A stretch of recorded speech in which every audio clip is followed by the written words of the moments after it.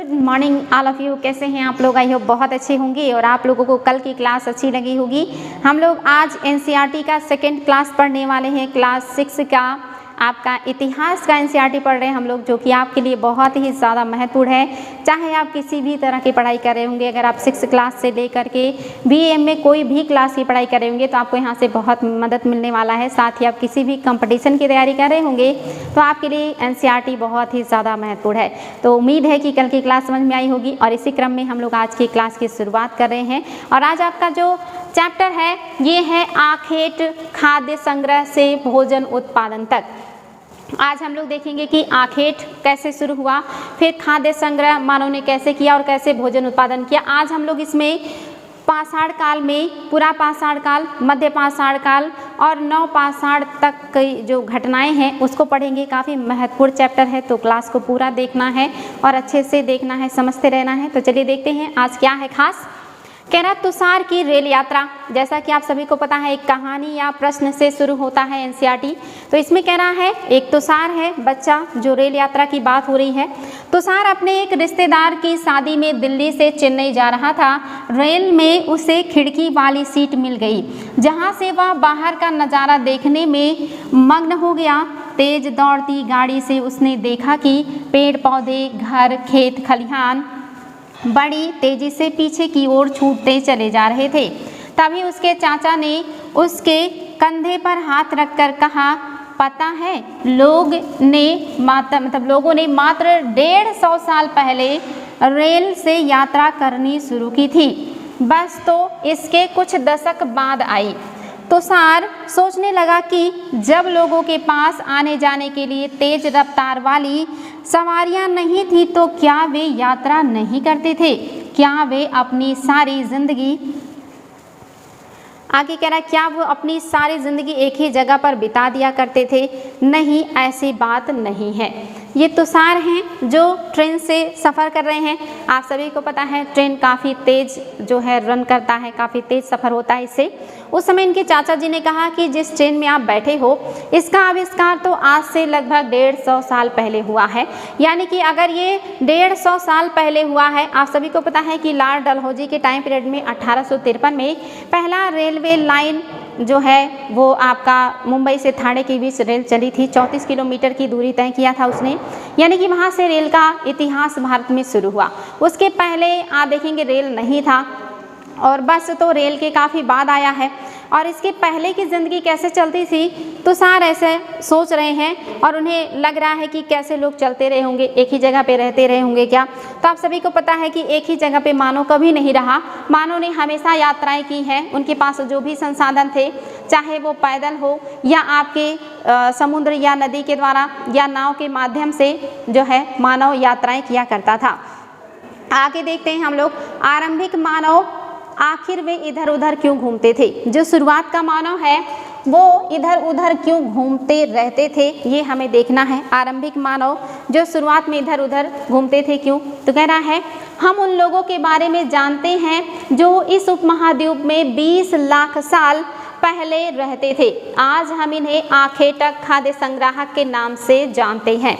यानी कि जो आज से लगभग 20 लाख साल पहले इस महाद्वीप में रहते थे, हम उन्हें आखेटक और खाद्य संग्राहक कहते थे। क्योंकि शुरुआत का जो मानव है ये उत्पादन करना नहीं जानता था। जैसा कि हमने अभी बात किया है कि हमारा जो इतिहास है इसमें आपका आता है प्राग ऐतिहासिक काल। प्राग ऐतिहासिक काल, जो आपका प्राग ऐतिहासिक काल है इसको 3 कालों में बांटा जाता है, 3 भागों में बांटा जाता है। एक है आपका पूरा पाषाण काल, पूरा पाषाण काल, और आपका दूसरा जो आता है ये है आपका मध्य पाषाण काल, और इसके बाद आपका आएगा नव पाषाण काल।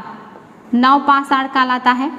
ये जो पूरा पाषाण काल है इसको फिर से 3 भागों में बांट दिया जाता है।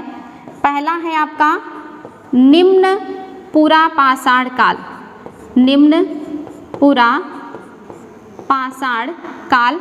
दूसरा जो है ये है आपका मध्य पूरा पाषाण काल, और आपका जो आता है लास्ट में ये है आपका उच्च पूरा पाषाण काल। ये इस तरह से बांट दिया जाता है। और हम जिसके बारे में पढ़ रहे हैं ये पूरा टाइम पीरियड आज के क्लास में आपका समाप्त होने वाला है, जिसमें जो मानव है ये जो आप देख रहे हैं पूरा पाषाण काल, मध्य पाषाण काल, मानव पूरा पाषाण काल में, पूरे काल में, चाहे वो निम्न पूरा पाषाण काल हो, मध्य पूरा पाषाण काल हो या उच्च पूरा पाषाण काल हो, मात्र उपभोक्ता है, उत्पादन करना नहीं जानता है।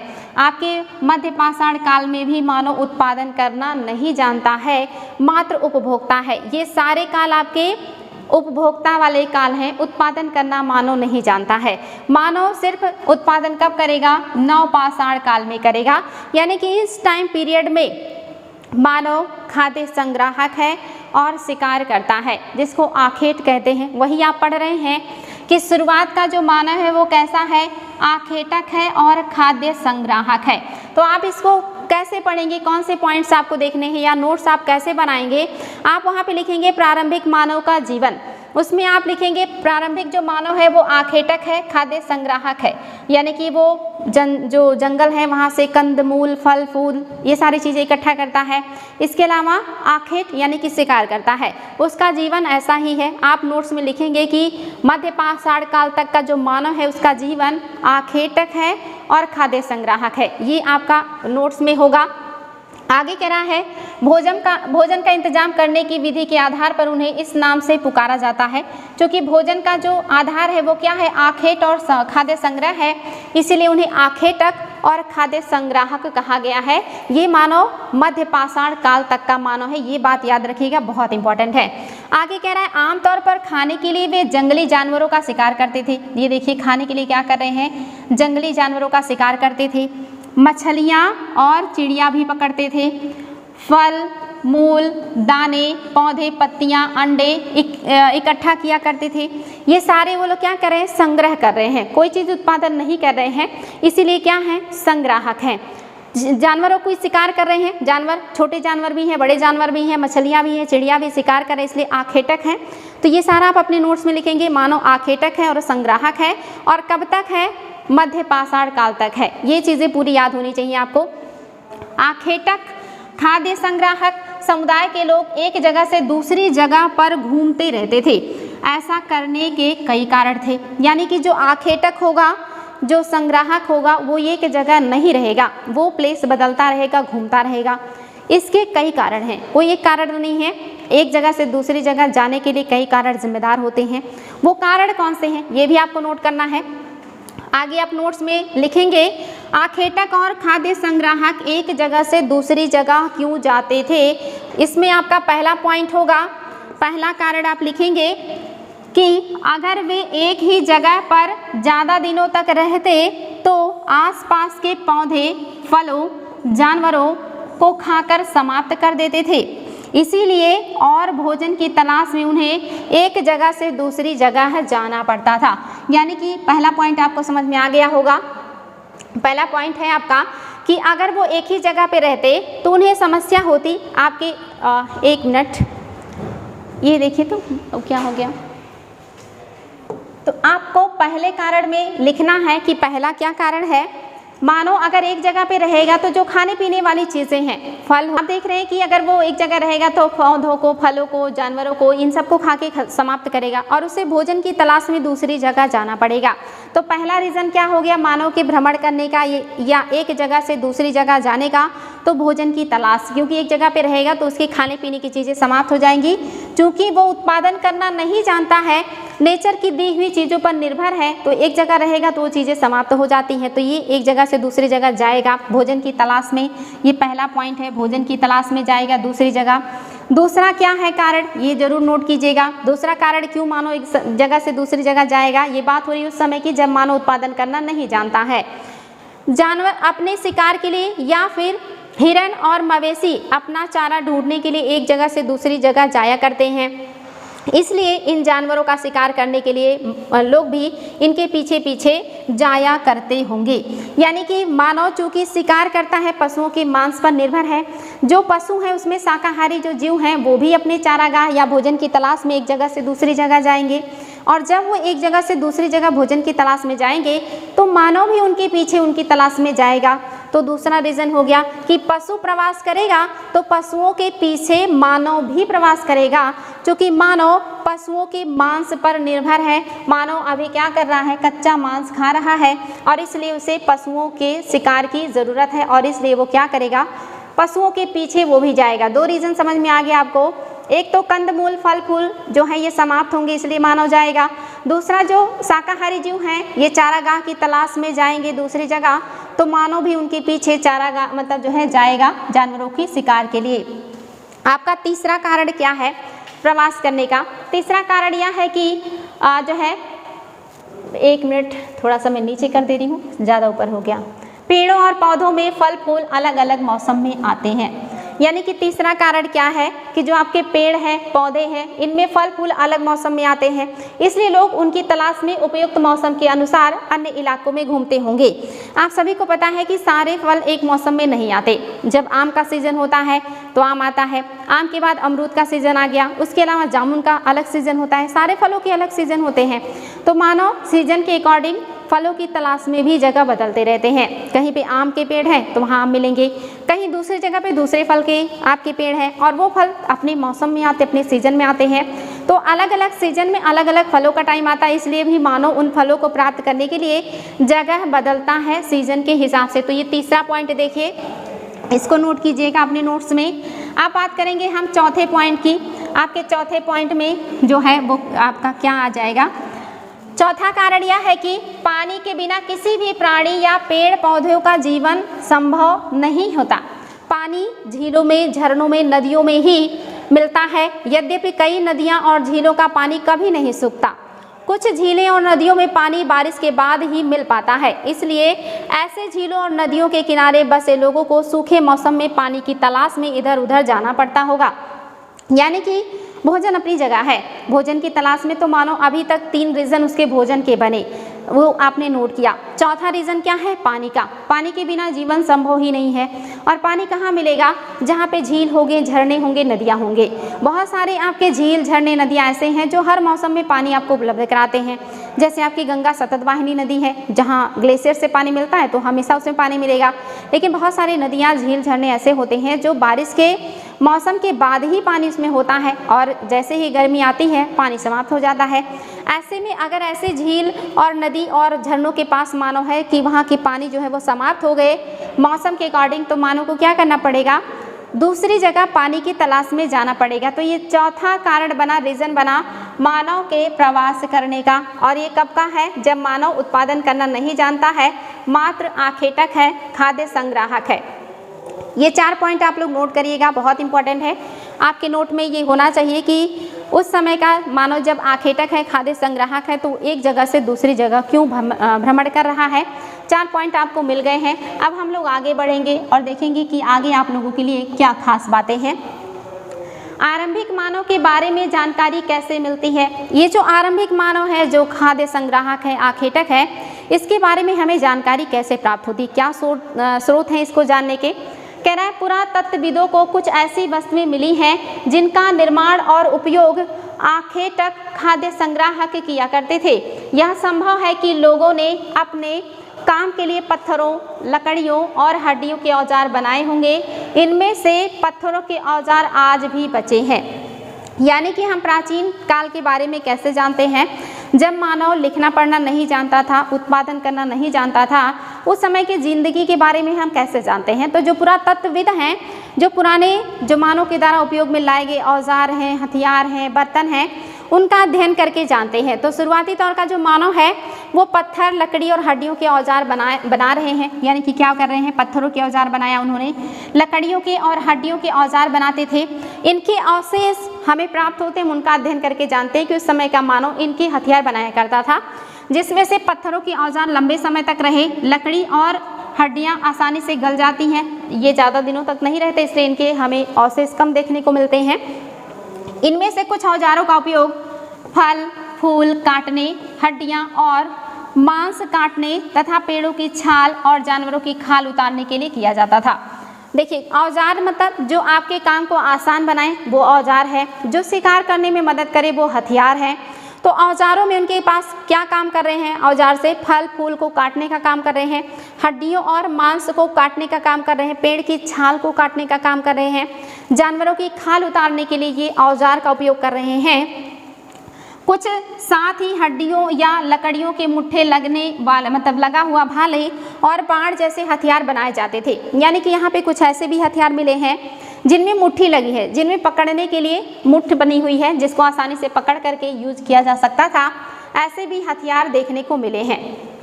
कह रहा है कुछ औजारों से लकड़ियाँ काटी जाती थी। लकड़ियों का उपयोग ईंधन के साथ साथ झोपड़ियाँ और औजार बनाने के लिए किया जाता था। यानी कि उससे लकड़ी से ईंधन का उपयोग भी होता था और झोपड़ी साथ ही औजार भी बनाए जाते थे। ये देखिए उस समय के आपके सामने हथियार हैं, कुछ आप देख रहे हैं। ये जो है आपका पत्थर का हथियार है, जिससे मानव जमीन से कंदमूल खोद करके निकालने का प्रयास कर रहा है।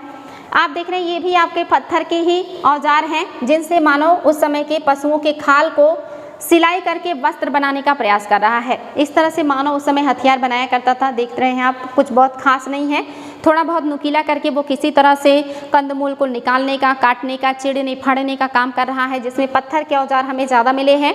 क्योंकि लकड़ियों के और हड्डियों के औजार समय के साथ समाप्त हो गए, गल गए, इसलिए उनकी हमें संख्या कम देखने को मिलती है। यहाँ पे लिखा है पत्थर के औजार का उपयोग कर बाएं तरफ जो इंसान है ये खाने योग्य कंदमूल निकाल रहा है, खोद रहा है। दाएं तरफ जानवरों की खाल से वस्त्र सिलने का प्रयास कर रहा है मानव, जो कि आपके प्राचीन काल के मानव हैं। चलिए आगे बढ़ते हैं, देखते हैं और क्या बातें हैं जो आपको जाननी है। रहने की जगह निर्धारित करना। उस समय का जो मानव है वो रहने की जगह कैसे निर्धारित करता रहा होगा। मानचित्र 2 को देखिए, कह रहा है लाल त्रिकोण वाले स्थान वे पुरातत्व स्थल हैं जहाँ पर आखेट खाद्य संग्राहकों के होने के प्रमाण मिले हैं। इसके अलावा भी और कई स्थानों पर आखेटक खाद्य संग्राहक रहते थे। मानचित्र में सिर्फ कुछ गिने चुने स्थल ही चिन्हित किए गए हैं। कई पुरास्थल नदियों और झीलों के किनारे पाए गए हैं। आपको बताना, यहाँ पे देखना है कि उस यहाँ पे सिंबल बना हुआ है और जिसकी मदद से आप देख सकते हैं कि जो आपके लाल त्रिकोण वाले स्थल हैं, ये देखिए लाल त्रिकोण वाला स्थल है, ये आपके प्राचीन टाइम के जो खाद्य संग्राहक लोग हैं वहाँ रहते थे। ये भीमबेटका है, लाल त्रिकोण से सिंबल बनाया गया भीमबेटका का। ये देखिए ये भी लाल त्रिकोण है, हुंसी है।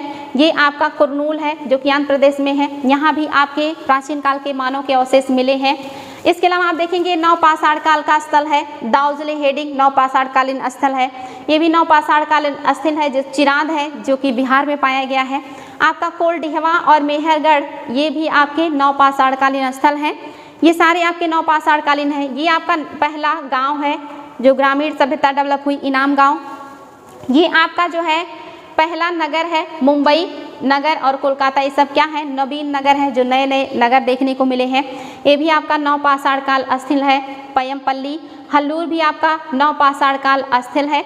इस तरह से आप देख रहे हैं कुछ गिने चुने स्थलों के नाम मैप में दिए गए हैं। इसके अलावा बहुत से और भी स्थल पाए गए हैं खुदाई में, जो आपके कुछ पुरापाषाण काल के हैं, कुछ मध्यपाषाण काल के हैं, कुछ नवपाषाण काल के हैं, कुछ आपके फिर महापाषाण काल के मिलेंगे। जैसे जो आपका ब्रह्मगिरी है, ये आपका आगे चल के महापाषाण संस्कृति पढ़ेंगे आप, उस टाइम पीरियड का है, उसको भी हम लोग देखेंगे। तो ये सारी चीज़ें देखिए आपके मैप में दिखाया गया है। एनसीईआरटी की अच्छी चीज़ है कि वो बाय मैप दिखा देते हैं। महापाषाण संस्कृति, आरंभिक गांव, देखिए मैंने आपको आरंभिक गांव बताया है, ये नाम गांव है। आधुनिक नगर में मुंबई और कोलकाता था। और इसके अलावा आपने देखा महापाषाण कालीन पुरास्थल, ये आपका आदित्य नल्लूर जो है ये महापाषाण कालीन संस्कृति है, जब मानव तांबे के साथ लोहे का उपयोग भी करने लगा था। नवपाषाण कालीन पुरास्थल मैंने आपको बता ही दिया, जो खास थी और एग्जाम में पूछे जाते हैं। आगे बढ़ते हैं और देखते हैं और क्या खास बातें हैं आपके 6th क्लास के 2nd अध्याय में आपके लिए, जो आपको जानना चाहिए, जहाँ से एग्जाम में क्वेश्चन भी आते हैं। देखिए यहाँ पे और भी कुछ खास बातें हैं जो आपको पता होनी चाहिए। मैं थोड़ा सा छोटा कर दे रही हूँ क्योंकि आप लोगों को तब साफ दिखाई देगा। देखिए यहाँ पे लिखा हुआ है भीमबेटका, आधुनिक मध्य प्रदेश में है आपकी भीमबेटका। क्या खासियत है यहाँ की, इस पुरास्थल पर गुफाएं व कंदराएं मिली हैं। गुफा और कंदरा यानी कि जो आपकी पर्वत पहाड़ पठारों में जो गुफाएं बनी होती हैं उसी को गुफा या कंदरा कहा जाता है। लोग इन गुफाओं में इसलिए रहते थे क्योंकि यहाँ उन्हें बारिश, धूप और हवा से राहत मिलती थी। ये याद रखेंगे, मानव का जो निवास स्थान था उसमें गुफा मेन होता था। गुफा मेन वो क्यों बनाते थे, क्योंकि इसमें कई फायदे थे। पहला, उन्हें बारिश से सुरक्षा मिलता था गुफाओं में। दूसरा, उन्हें धूप से सुरक्षा मिलती थी। तीसरा, उन्हें हवा यानी कि आंधी तूफान से भी सुरक्षा मिलता था। इसलिए मोस्टली जो मानव है शुरू में गुफाओं और कंदराओं में रहता था। तो ये नोट कर सकते हैं कि मानव ने शुरू में आवास किसे बनाया, तो पेड़ के छांव में भी रहता है, वो खुले ज़मीन में भी रहता है, लेकिन कंदराओं और गुफाओं में ज़्यादा रहता है क्योंकि वहाँ पे उसे धूल से, हवा से और जो है बारिश से सुरक्षा मिलती थी। तो ये चीज़ याद रखिएगा। वही कह रहा है, क्या तुम बता सकते हो कि रहने के लिए लोगों ने यह जगह क्यों चुना? क्योंकि इसको फायदे हैं, मैंने आपको बता दिया क्या फ़ायदे हैं। आगे कह रहा है, चूँकि पत्थरों के उपकरण बहुत महत्वपूर्ण है इसलिए लोग इसी जगह ढूंढते रहते थे, यानी कि ऐसी जगह ढूंढेंगे जहाँ पे अच्छे किस्म के पत्थर मिल जाएं, जिनका उपयोग वो औजार और हथियार बनाने में कर ले और अपने जीवन को थोड़ा सा आसान बना ले। ऐसी जगहों को ये लोग ढूंढते रहते थे जहाँ अच्छे किस्म के पत्थर उन्हें मिल जाएं। एक शैल चित्र देख सकते हैं, एक पत्थर की दीवार पर या गुफा की दीवार पे एक चित्र बना है जिसमें एक पशु भाग रहा है, मानो उसका पीछा कर रहा है शिकार करने के लिए। कह रहा है जिन गुफाओं में लोग रहते थे उनमें से कुछ की दीवारों पर चित्र मिले हैं। इनमें कुछ सुंदर उदाहरण मध्य प्रदेश और दक्षिणी उत्तर प्रदेश की गुफाओं में मिले चित्र हैं। इनमें जंगली जानवरों का बड़ी कुशलता से सजीव चित्रण किया गया है। यानी कि जो मानव है जिन गुफाओं में रहता था, उन्हीं गुफाओं की दीवारों पर वो अपने जीवन से संबंधित, जैसे खास करके शिकार करने वाले दृश्य का मोस्टली चित्र बनाया करता था। और ऐसे चित्र मध्य प्रदेश के भीमबेटका और उत्तर प्रदेश के जो दक्षिणी इलाके हैं, इन क्षेत्रों से गुफाएं मिली हैं जहां से चित्र देखने को मिले हैं, जिसमें ज़्यादातर आपको शिकार करने वाले चित्र देखने को ज़्यादा मिलेंगे। आगे बढ़ते हैं और देखते हैं और क्या खास है आपके लिए, जो आपके लिए इम्पॉर्टेंट है। तो हेडिंग करते जाइएगा और मेन जो पॉइंट्स हैं उसको नोट करते जाइएगा। कह रहा पुरा स्थल किसे कहते हैं? पुरा स्थल आप किसे कहेंगे, ये भी बात ध्यान दीजिएगा। पुरा स्थल किसे कहते हैं? पुरा स्थल का क्या तात्पर्य है? कह रहा है पुरा स्थल उस स्थान को कहते हैं जहां औजार, बर्तन और इमारतों जैसे वस्तुओं के अवशेष मिलते हैं। ऐसे वस्तुओं का निर्माण लोगों ने अपने काम के लिए किया था और बाद में वे उन्हें वहीं छोड़कर गए। ये ज़मीन के ऊपर, अंदर, कभी कभी समुद्र और नदी के तल में भी पाए जाते हैं। इन पुरास्थलों के बारे में आपको अगले अध्याय में जानने को मिलेगा या बताया गया है। तो पुरास्थल क्या है? जहाँ से मानव के द्वारा यूज़ में लाए गए औजार, हथियार, उनके द्वारा जो मकान या जो यूज़ की इमारतें बनाई गई हैं, वस्तुएं हैं, इनके अवशेष पाए गए हैं। और ये अवशेष ज़मीन के ऊपर भी हैं, ज़मीन के नीचे भी यानी कि गड्ढे में भी हैं, समुद्र और नदियों के किनारे तलहटी में भी पाए गए हैं। ये सारे आपके पुरास्थल हैं जिसको हम और डिटेल में अगले क्लास में पढ़ेंगे। आग की खोज, आग की खोज कह रहा है कुरनूल गुफा ढूंढो, कुरनूल की गुफा ढूंढनी है। ये क्वेश्चन कई बार आया है कि कुरनूल की गुफा कहाँ है और यहाँ से क्या मिला है। तो यहाँ से मिला है राख का अवशेष। ये आयोग के द्वारा कई बार पूछा गया है। राख का अवशेष सबसे पहले कहाँ मिला है? कुरनूल की गुफा में मिला है, जो कि आंध्र प्रदेश में पड़ता है। इसका मतलब यह है कि आरंभिक मानव आग जलाना सीख गया था। आग का इस्तेमाल कई कार्यों के लिए किया गया होगा, जैसे आग का प्रयोग मानव ने किस किस लिए किया है? प्रकाश के लिए किया है, मांस भूनने के लिए किया है और खतरनाक जानवरों को दूर भगाने के लिए किया है। शुरुआती जीवन जो है मानव का, उसके जीवन में प्रकाश के 3 महत्वपूर्ण काम है। पहला तो मतलब ये जो आग है ये उनको रात में उजाला दे रहा है। दूसरा, मांस भूनने में मदद कर रहा है। तीसरा, आप देख रहे हैं खतरनाक जानवरों से सुरक्षा दे रहा है। ये काफ़ी शानदार पॉइंट है। आपको पता है कि प्रकाश यानी कि उजाला, मानव के जीवन में जब उन्होंने आग का आविष्कार या आग नहीं ढूंढा था, तो आप सभी को पता है लाइट का सिर्फ एक ही सोर्स था, दिन में सूर्य का प्रकाश और रात में चंद्रमा की लाइट। लेकिन कभी अगर चंद्रमा की प्रकाश अगर नहीं पड़ा, जैसे आप सभी को पता है कि कभी पूर्णिमा आता है, कभी जो है कृष्ण पक्ष और शुक्ल पक्ष का टाइम पीरियड चलता है। कृष्ण पक्ष में आप सभी को पता है थोड़ा सा अंधेरा रहता रात में। ऐसे में उनके जीवन में रात में अंधेरा छा जाता रहा होगा और रात में कुछ भी दिखाई नहीं देता रहा होगा। लेकिन जब उन्होंने आग का आविष्कार किया होगा, तब उनके जीवन में अंधेरे में थोड़ा उजाला आया होगा, रोशनी आई होगी। ये मानव के लिए एक क्रांतिकारी खोज थी कि रात में उनके जीवन में अब उजाला आ सकता था। दूसरा, सभी को पता है मानव शुरुआती दौर में कच्चा मांस खाता था। कच्चा मांस खाना काफ़ी मुश्किल होता है, उसको चबाना और गले के नीचे उतारना काफ़ी कठिनाई पूर्वक होता है, लेकिन जब उसको भून दीजिए तो ये चबाने में काफ़ी आसान हो जाता है, अपेक्षाकृत टेस्टी भी हो जाता है और गले के नीचे आसानी से उतर जाता है। तो ये दूसरा फायदा हुआ। तीसरा, खतरनाक जानवर भी आग से दूर भागते हैं या डरते हैं। तो यहाँ पे जानवरों से सुरक्षा के लिए भी आग का उपयोग शुरुआती दौर के मानव ने किया है। यानी कि आप यहाँ लिख सकते हैं कि आग की खोज या इसकी पहचान मानव को पूरा पाषाण काल में हो गया है। मानव ने जब यूज करना शुरू किया तो उसको इसके 3 फायदे हुए। उसके जीवन में प्रकाश आया, उसने मांस को भूना और तीसरा, जानवरों से अपनी सुरक्षा की। इस तरह से उन्हें आग से महत्वपूर्ण 3 फायदे जो है वो मिले थे। आगे देखिए, नाम और तिथियां। नाम और तिथियों के बारे में भी देख लेते हैं क्या है। कह रहा है, हम जिस काल के बारे में पढ़ रहे हैं पुरातत्वविदों ने उसके बड़े बड़े नाम रखे हैं। आरंभिक काल को वे पुरा पाषाण काल कहते हैं। हमने देखा ही अभी पुरा पाषाण काल, मध्य पाषाण काल, नव पाषाण काल। तो शुरुआती दौर का जो टाइम पीरियड है इसे पुरा पाषाण कहा गया है। यह 2 शब्दों से बना है, पुरा यानी कि प्राचीन, पाषाण यानी कि पत्थर, यानी कि प्राचीन पत्थरों का जो टाइम पीरियड है ये पुरा पाषाण काल है। यह नाम कह रहा, ये नाम पुरा स्थलों से प्राप्त पत्थरों के औजारों के महत्व को बताता है।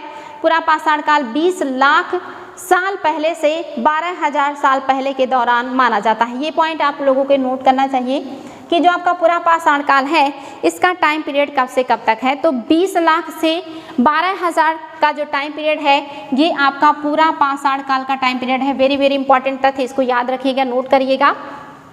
ये टाइम पीरियड पूरा पाषाण काल का है। इस काल को भी 3 भागों में विभाजित किया गया है। मैंने अभी बताया है, निम्न पुरा पाषाण काल, मध्य पाषाण काल, मध्य पुरा पाषाण काल और उच्च पुरा पाषाण काल। उसी को यहाँ बताया गया, आरंभिक पुरा पाषाण काल, मध्य आपका पुरा पाषाण काल एवं उत्तर पुरा पाषाण काल। ये 3 भाग हैं इसके। मानव इतिहास को लगभग 99% जो इसकी कहानियां हैं ये पुरा पाषाण काल से ही जुड़ी हुई हैं।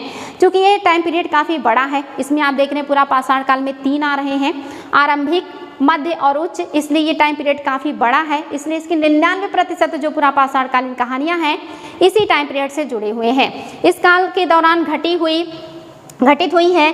जिस काल में हमें पर्यावरणीय बदलाव मिलते हैं उसे मेसोलिथ कहते हैं। ये इंपॉर्टेंट पॉइंट है। दूसरा पॉइंट जो आपको नोट करना है कि जब पर्यावरण में बदलाव आया, जलवायु बदला, वो टाइम पीरियड कौन सा है? मध्य पाषाण काल, जिसको हम कहते हैं मेसोलिथ। इस काल में पर्यावरण यानी कि जलवायु में परिवर्तन आया है, मौसम अपेक्षाकृत गर्म हुआ है, बारिश का जो रेशियो है ये बढ़ गया है।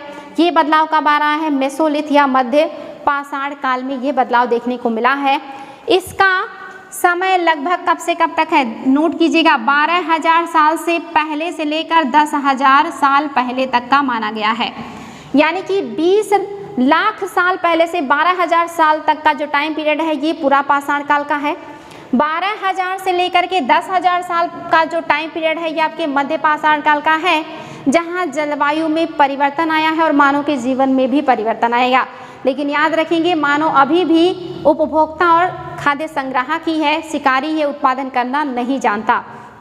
इस काल के पाषाण औजार आमतौर पर बहुत छोटे हैं। ये इंपॉर्टेंट पॉइंट है, एग्जाम में आया है कि सबसे छोटे औजारों का काल किसे कहा जाता है?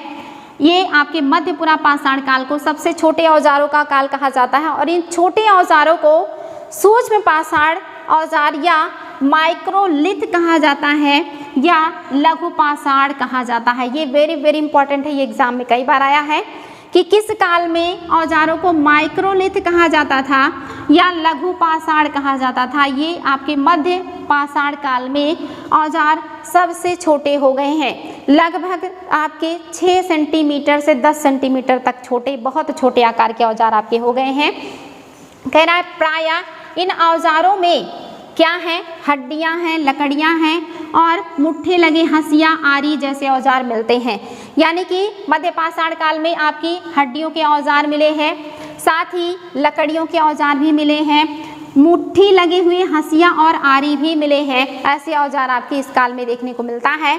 साथ साथ पुरा पाषाण युग वाले औजार भी इस दौरान बनाए जाते हैं। यानी कि पहले से जो बन के आ रहे थे औजार वो भी बन रहे हैं, कुछ नए औजार बन रहे हैं जिसमें मुट्ठी लगी है, हंसिया, आरी, इनका भी अब आविष्कार हो गया है मध्य पाषाण काल में। और सबसे बड़ी बात, सबसे छोटे आकार के औजारों का निर्माण शुरू हो गया है इस काल में, इसलिए बहुत इंपॉर्टेंट है। अगले युग की शुरुआत लगभग 10,000 साल पहले होती है। ये आपका तीसरा पॉइंट है। ये आपका है नवपाषाण काल। ये नवपाषाण काल की बात हो रही है, ये मध्य पाषाण काल की बात हुई और ये पूरा पाषाण काल की बात होगी। तीनों पाषाण काल की बात यहाँ हो रही है, ध्यान दीजिएगा। नवपाषाण काल कब से शुरू हो रहा है? 10,000 साल पहले से होती है इसकी शुरुआत। इसे नवपाषाण युग कहा जाता है। नवपाषाण का क्या मतलब होता होगा?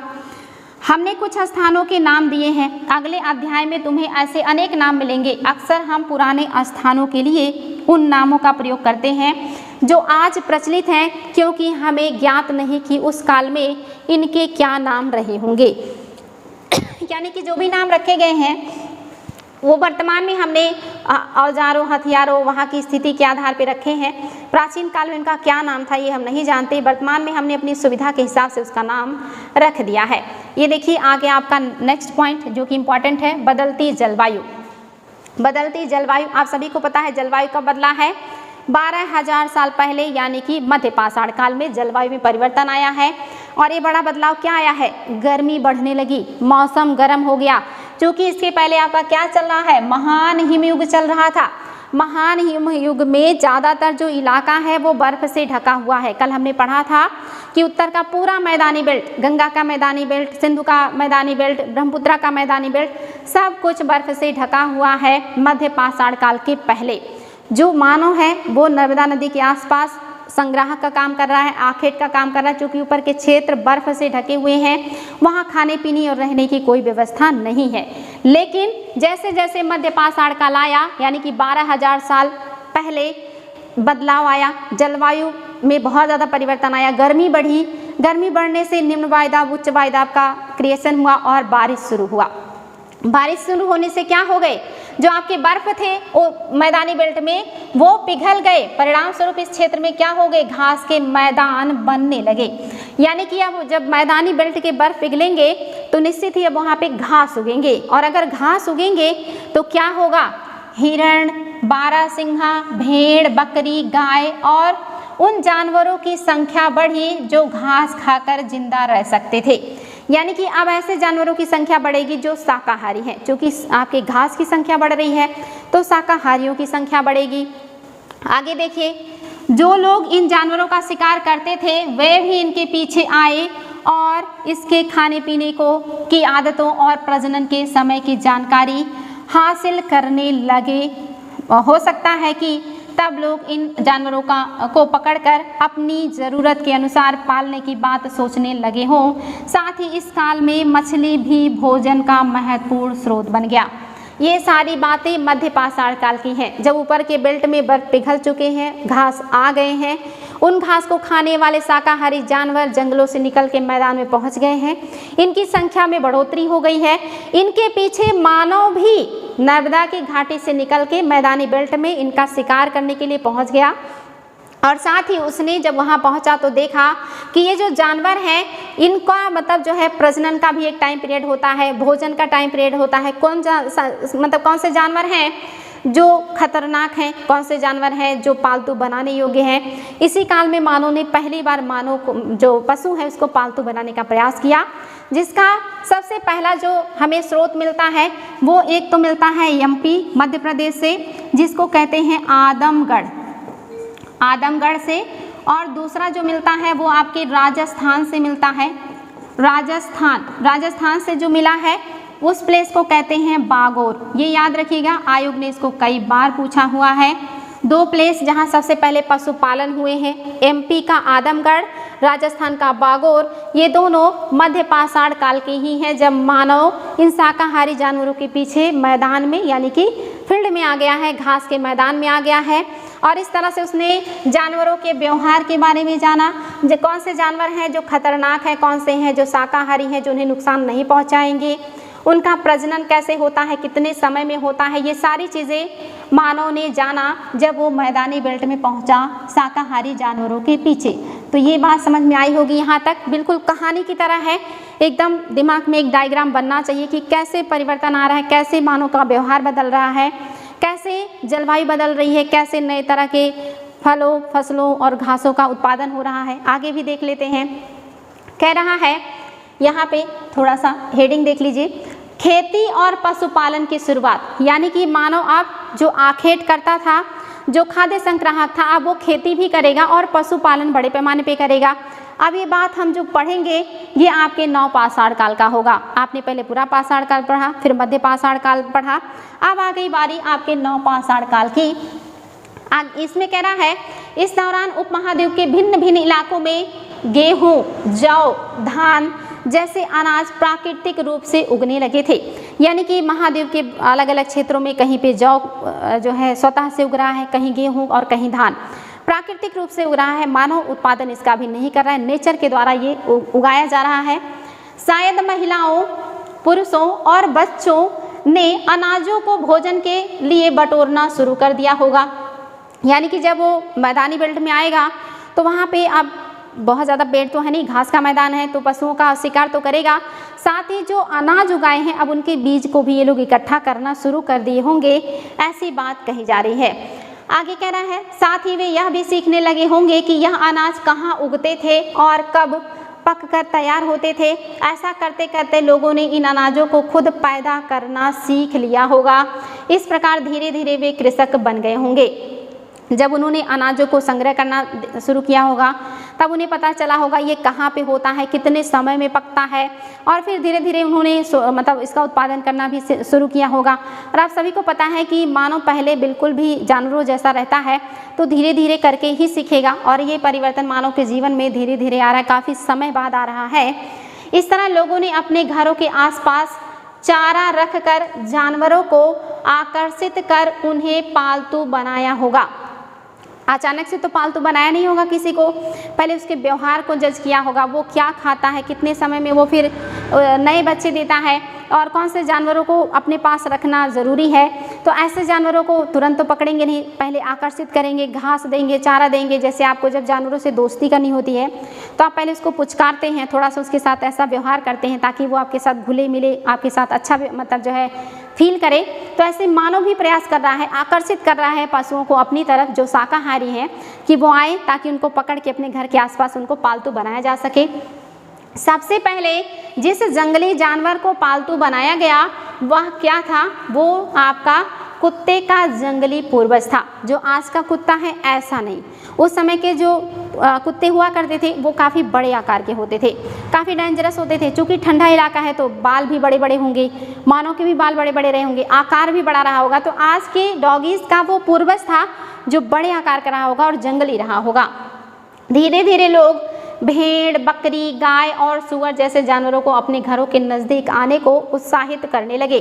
पहले उन्होंने डॉगी को दोस्त बनाया अपना, क्योंकि डॉगीज़ को दोस्ती मतलब उनसे करना थोड़ा आसान होता है, वो जल्दी मानव के प्रति अट्रैक्ट होते हैं, या आपके व्यवहार या आपके पुचकारने से सबसे पहले वही आपके आसपास मंडराते हैं, तो आसानी से उनको पालतू बनाया जा सकता था।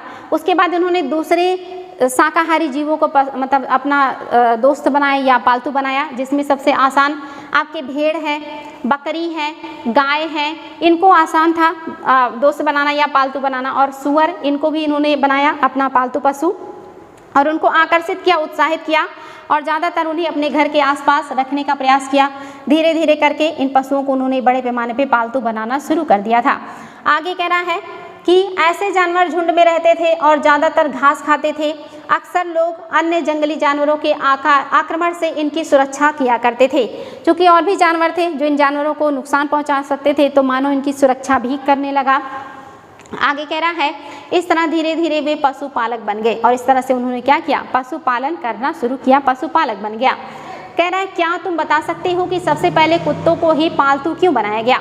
क्योंकि आपको मैंने ये भी बताया कि जो आपकी डॉगीज़ होते हैं इनसे दोस्ती करना बहुत आसान होता है, इनको पालतू बनाना ज़्यादा आसान होता है बाकी अन्य पशुओं की अपेक्षा, और ये आपके लिए बहुत जल्दी फ्रेंडली व्यवहार भी करने लगते हैं, बहुत वफादार भी होते हैं। तो इसलिए इनको जो है दोस्त बनाना आसान था, और ये आपकी सुरक्षा भी करते हैं और शिकार में मदद भी करते थे। आगे कह रहा है बसने की प्रक्रिया। लोगों द्वारा पौधे उगाने और जानवरों की देखभाल करने को बसने की प्रक्रिया का नाम दे दिया गया। जब मानव ने पौधा उगाना शुरू किया तो निश्चित ही जब आप कोई फसल लगाएंगे तो उसके पकने में समय लगता है, और अगर समय लगेगा तो उसको समय देने के लिए आपको वहाँ पे रहना पड़ेगा। या आप अगर जानवरों को पालतू बना रहे हैं तो उसकी देख रेख के लिए भी आपको लंबा समय लगेगा। तो इस प्रोसेस में जब वो अनाजों का, जानवरों का देखभाल करने लगे और एक जगह रहने लगे, तब इसी को कहा गया बसना। यानी कि अब मानव एक जगह स्थिर होकर के रहना शुरू कर दिया, क्योंकि अब उसे उत्पादन करना था और उसे पशुओं को पालना था। तो यहाँ से मानव क्या हो गया, बसना प्रोसेस हो गया शुरू, और वो एक जगह रहने लगा।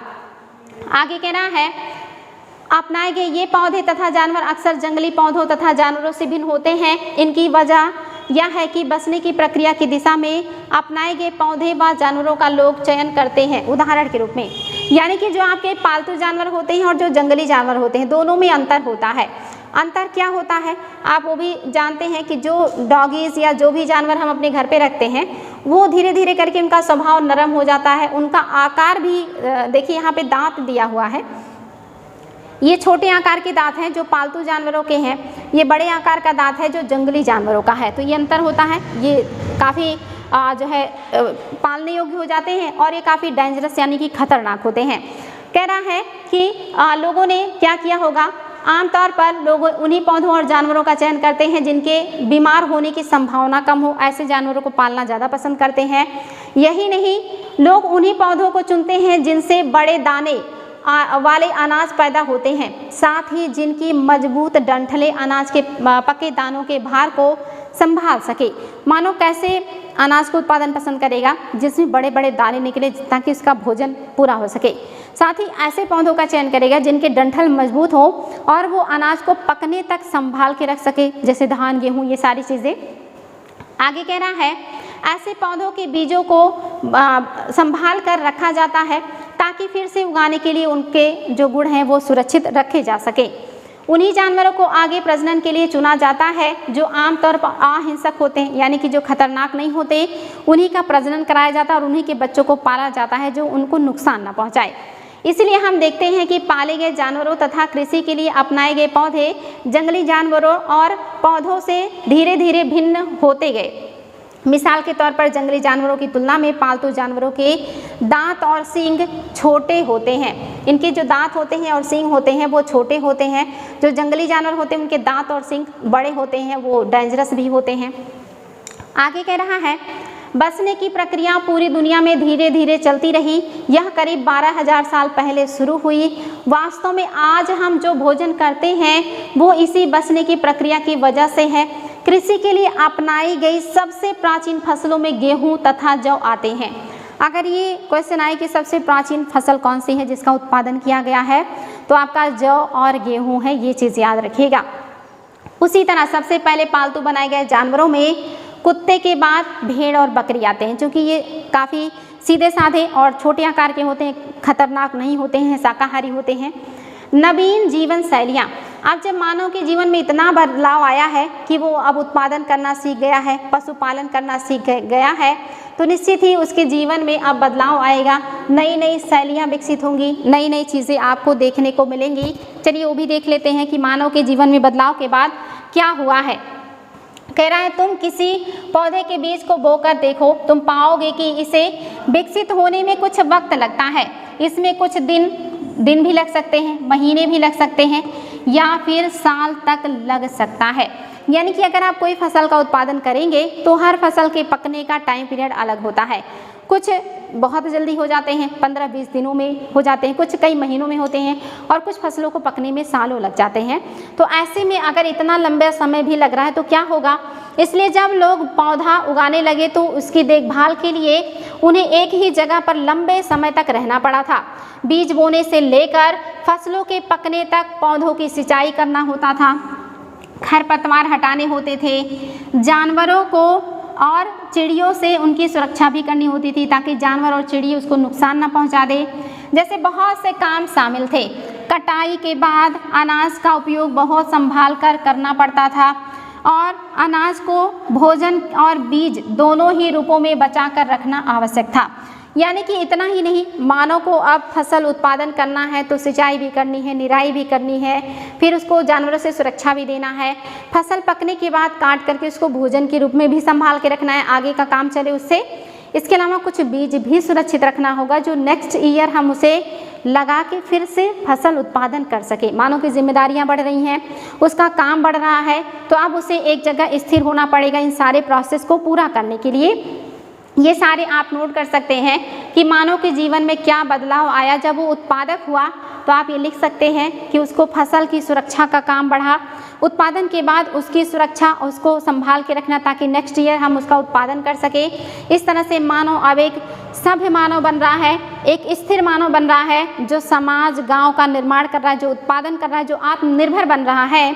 इस तरह से उसके जीवन में काफ़ी बदलाव आया और मानव जो है वो अब जो है नई नई चीज़ों का उपयोग करेगा और आधुनिक होने का प्रयास करेगा। आगे बढ़ते हैं, मानव अब और क्या क्या करेगा, क्योंकि अब उसने उत्पादन काम तो शुरू ही कर दिया, एक जगह रहने भी लगा है, पशुपालन भी करने लगा, तो अब और क्या क्या काम करेगा।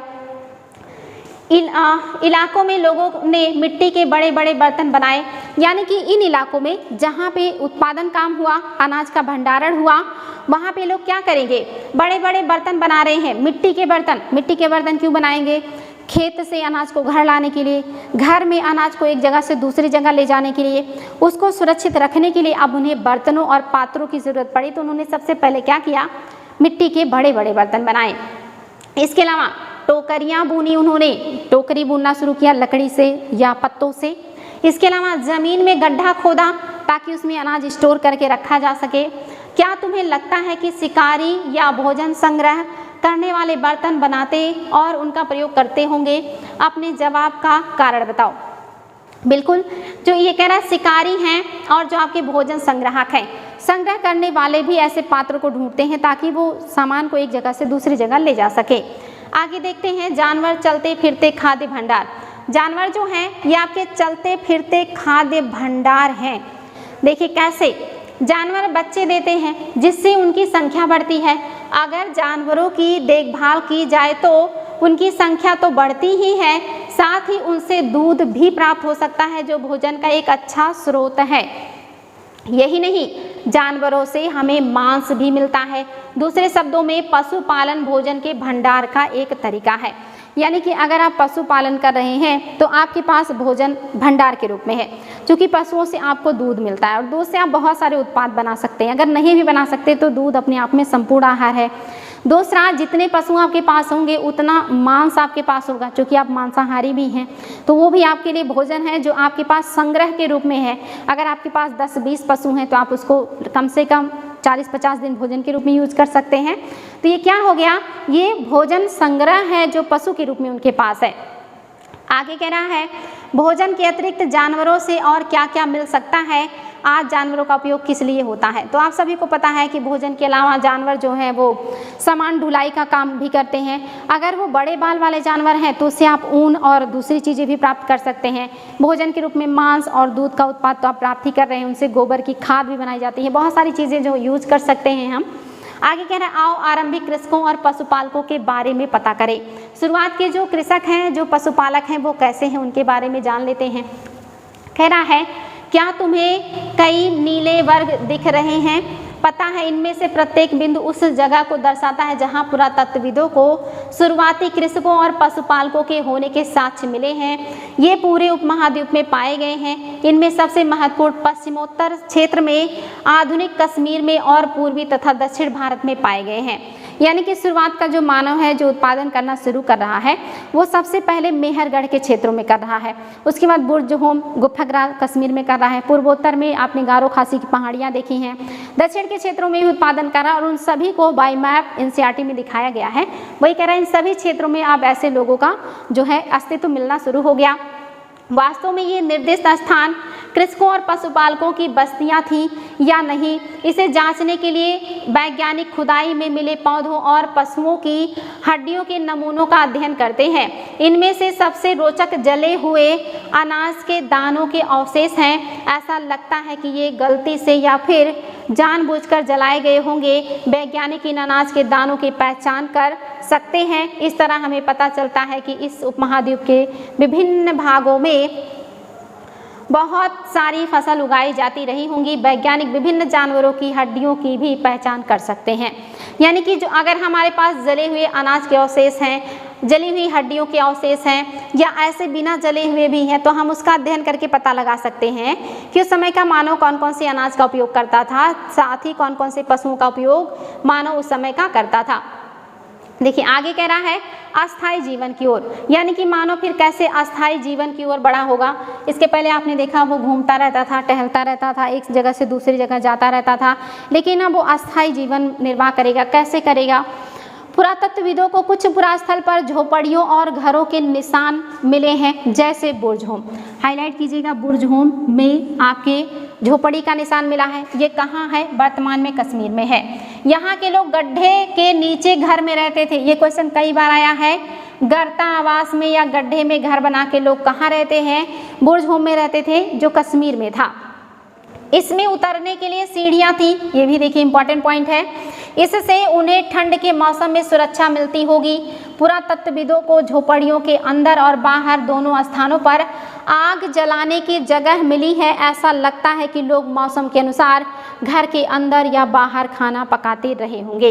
यानी कि जम्मू कश्मीर में पुरातत्वविदों को मानव के गड्ढे में रहने का साक्ष्य मिला है, गर्तावास मिला है, जहाँ पे गड्ढे के अंदर भी भोजन बनाने के मतलब साक्ष्य मिले हैं और गड्ढे के बाहर भी। इससे पता चलता है कि ठंडक के मौसम में वो लोग भोजन गड्ढे के अंदर बनाते थे, जो कि बाहर बहुत ठंड होती थी, बर्फ से ढका रहता था। गर्मी के मौसम में जब बर्फ पिघल जाते थे तो ऊपर भी भोजन बनाते थे और गड्ढे में जाने के लिए सीढ़ियाँ होती थी। मानव ने इन क्षेत्रों में भी निवास किया। सोचिए कैसे किया होगा। उसने देखा होगा कि वहाँ जो जानवर हैं जैसे चूहे हो गया, अन्य जीव, वो ज़मीन के अंदर रहते हैं और वहाँ जिंदा रह जाते हैं।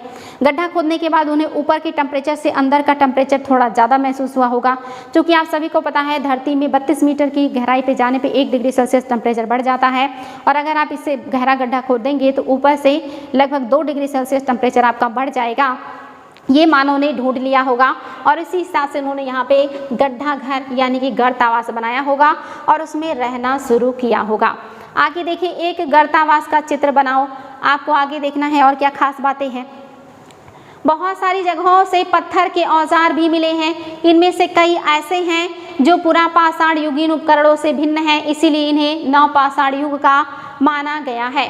इनमें वे औजार भी हैं जिनकी धार को और अधिक पैना करने के लिए उन पर पालिश चढ़ाई जाती थी। नवपाषाण काल के जो औजार हैं इन पर पालिश भी चढ़ाया गया, इनके धार को और ज़्यादा तीखा करने के लिए। ये चीज़ याद रखिएगा, नवपाषाण काल के औजारों की विशेषता कि उसमें पालिश भी चढ़ाए गए हैं। आगे कह रहा है ओखली और मूसल का प्रयोग अनाज तथा वनस्पतियों से प्राप्त अन्य बीजों या चीज़ों को पीसने के लिए किया जाता था। नवपाषाण काल में ओखली और मूसल का बड़े पैमाने पर उपयोग होने लगा, अनाजों को और अन्य प्रकार के बीजों को पीसने और कूटने के लिए।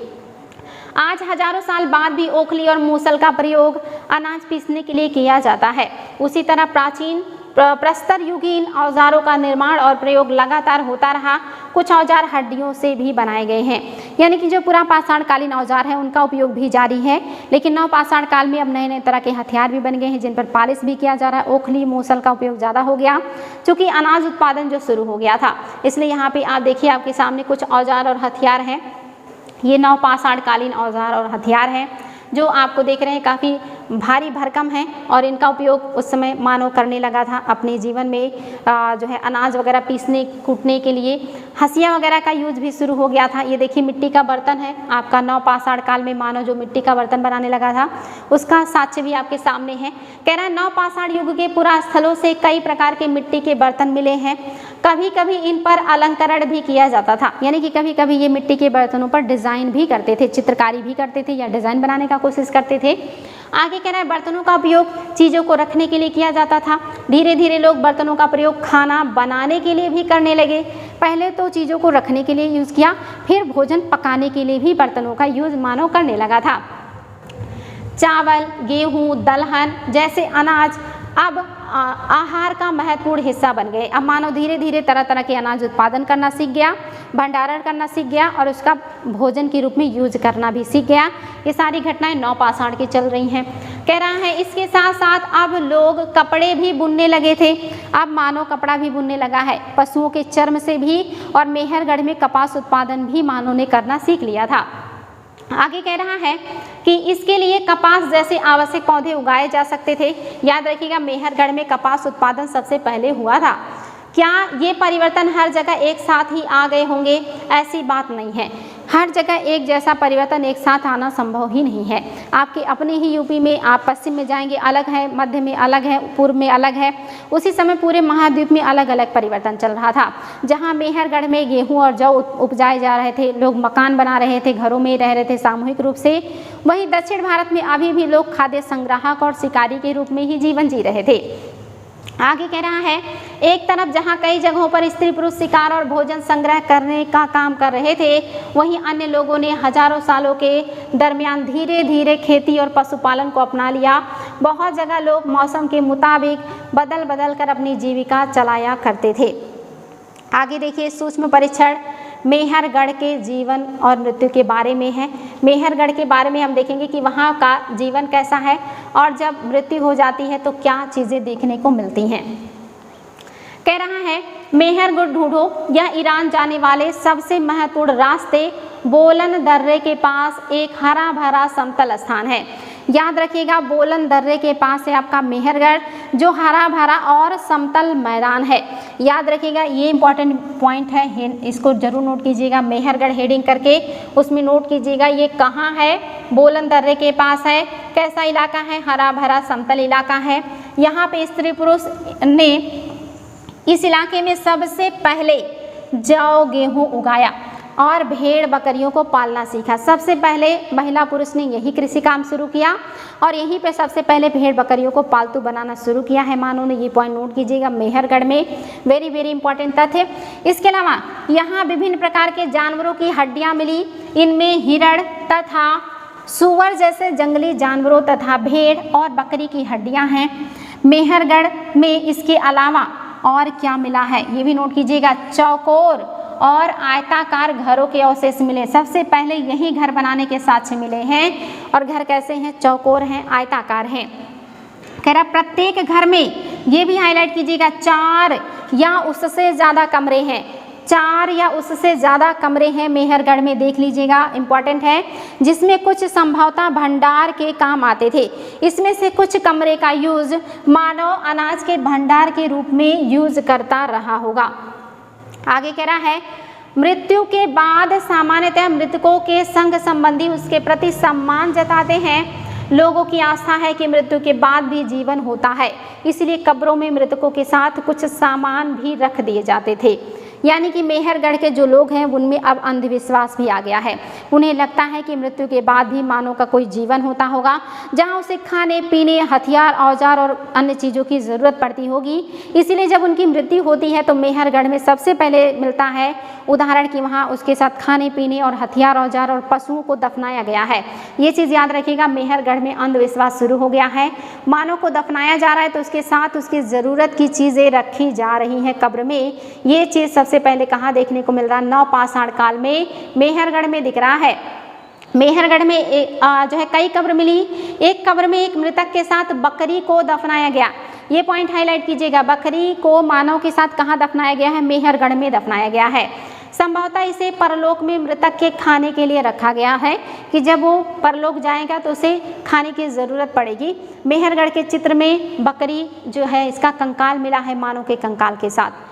अब हम लोग पहुंच गए हैं, आखिरी आपका चल रहा है, यानी कि उस समय आपके फ्रांस में क्या चल रहा था, विश्व की अन्य जगहों की क्या स्थिति थी, ये भी देख लेते हैं हम। विश्व में अन्य जगहों पे क्या हो रहे हैं। देखिए, फ्रांस है आपके सामने, फ्रांस की गुफा है, उसकी चित्रकारी है। अपने एटलस में फ्रांस ढूंढो, यह चित्र फ्रांस की एक गुफा की है। इस पुरा स्थल की खोज लगभग 100 साल पहले 4 स्कूली छात्रों ने किया। ये फिगर फ्रांस की गुफा की है, इसको 100 साल पहले वहाँ के 4 स्कूली छात्रों ने ढूंढा है। कह रहा है इस तरह के चित्र लगभग 20,000 साल पहले से लेकर 10,000 साल पहले के बीच बनाए गए होंगे। इनमें कई जानवरों के चित्र हैं। इसमें जंगली घोड़े, गाय, भैंसा, गैंडा, रेंडियर, बारहसिंघा और सूअर को गहरे चमकीले रंगों से चित्रित किया गया है। इन जानवरों का चित्र यहाँ डार्क कलर में बनाया गया है। इन रंगों को लौह अयस्क और चारकोल जैसे खनिज पदार्थों से बनाया गया है, तभी ये आज भी चमकीले हैं और सुरक्षित हैं। यह संभव है कि इन चित्रों को उत्सवों के अवसर पर बनाया जाता था या फिर इन्हें शिकारियों द्वारा शिकार पर निकलने से पहले कुछ अनुष्ठानों के लिए बनाया जाता था कि हम अनुष्ठान पूजा पाठ करके जाएंगे तो हम शिकार अच्छा कर पाएंगे या हमें अच्छा शिकार मिलेगा। तो ये रहा आज का आपका महत्वपूर्ण जो जितने भी पॉइंट्स थे वो आपने देखा है। यहाँ पे दिया है एक नवपाषाणकालीन पूरा मतलब जो है पूरा स्थल है, जिसमें आप देख रहे हैं नवपाषाण युग के सबसे प्रसिद्ध पुरा स्थलों में से आपका चातल, ये देख लीजिए इंपॉर्टेंट पॉइंट है चातल के बारे में। कह रहा है चातल ह्यूक तुर्की में है। यहाँ दूर दराज स्थानों से कई चीज़ें लाई जाती थी और उनका उपयोग किया जाता था, जैसे सीरिया से लाया गया चकमक पत्थर, लाल सागर की कौड़ियाँ तथा भूमध्य सागर की सीपियाँ। ध्यान रहे कि उस समय तक पहले वाले वाहन का विकास नहीं हुआ था, लोग सामान खुद या जानवरों के पीठ पर लाद कर ढोते थे। ये याद रखिएगा, उस समय प्राचीन टाइम में सीरिया में क्या मिलता था, चकमक पत्थर, लाल सागर से कौड़ियाँ मिलती थी, भूमध्य सागर से सीपियाँ मिलती थी। ये सारे सामान एक जगह से दूसरी जगह जाया करता था, लेकिन कैसे, मानव खुद उसको ढोके ले जाता था या पशुओं की सहायता से ले जाता था। ये सारी चीज़ें आज की क्लास आपकी समाप्त हुई और ये आपकी 2-3 पॉइंट है, इसको आपको फिल करना है। आखेट खाद्य संग्राहक गुफाओं में इसलिए रहते थे क्योंकि आज ही आपने पढ़ा, गुफाओं में वो धूप से बचने के लिए, धूल से बचने के लिए, आंधी से बचने के लिए रहते थे। घास वाले मैदानों का विकास कब हुआ, 12,000 साल से लेकर 10,000 साल का जो इलाका है मध्य पाषाण काल का है, और इसी समय यहाँ पे चारागाह का उत्पादन हुआ और यहाँ पे शाकाहारी जीवों का बहुत ज़्यादा संख्या बढ़ी और मानव भी उसके पीछे गया। बाकी आप ये सारे क्वेश्चंस के उत्तर आप शॉर्ट स्क्रीन ले सकते हैं, और अगर आप लोग पढ़ने वाले बच्चे हैं और सीरियस बच्चे हैं तो इन प्रश्नों का उत्तर कमेंट बॉक्स में ज़रूर दीजिएगा, मैं उसे चेक करूंगी और उसका उत्तर आप लोगों को बताऊंगी। तो ये सारी महत्वपूर्ण चीज़ें थी, और भी कुछ क्वेश्चन हैं जिनको आप चाहें तो शॉर्ट स्क्रीन ले करके इनका उत्तर आप कमेंट बॉक्स में लिख सकते हैं। इससे आप ही का मानसिक विकास होगा और आगे आपको इसका आउटपुट मिलेगा। ये क्वेश्चंस आपके सामने हैं जिनका उपयोग आप यूज कर सकते हैं प्रश्न लिखने में। देखिए, मध्य पाषाण काल का टाइम पीरियड यहाँ दिया है, मानव ने कब बसना आरंभ किया, नवपाषाण युग कब से कब तक का है। ये सारे पॉइंट आपके लिए काफ़ी इंपॉर्टेंट है। मेहरगढ़ की बस्तियाँ 8,000 साल पहले शुरू हुई थी आज से, ये पॉइंट भी बहुत इंपॉर्टेंट है। ये सारे पॉइंट्स आप नोट कर सकते हैं। बाकी जितना क्लास के दरमियान मैंने बताया है उसको ध्यान से देखिएगा। अगर कोई असुविधा होती, कोई सुझाव, कोई डिमांड हो, बेझिझक कमेंट बॉक्स में लिखिएगा, उस पर जरूर वर्क किया जाएगा और ये सिलसिला चलता रहेगा, बशर्ते आप लोग अपना मेहनत जारी रखिए और आप लोगों को इसका बहुत ही बढ़िया जो है रिजल्ट देखने को मिलेगा। तो फिर मिलते हैं नेक्स्ट डे न्यू चैप्टर के साथ। Thank you so much all of you.